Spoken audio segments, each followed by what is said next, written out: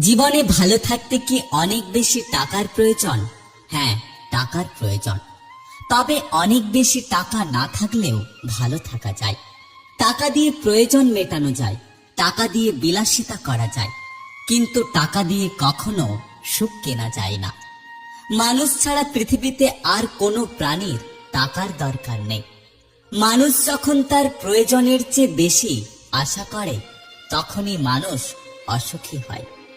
জীবনে টাকার দরকার খুব বেশি।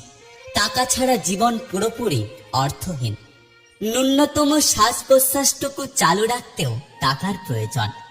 টাকা ছাড়া এখন প্রিয়জনেরও ভালোবাসা পাওয়া যায় না।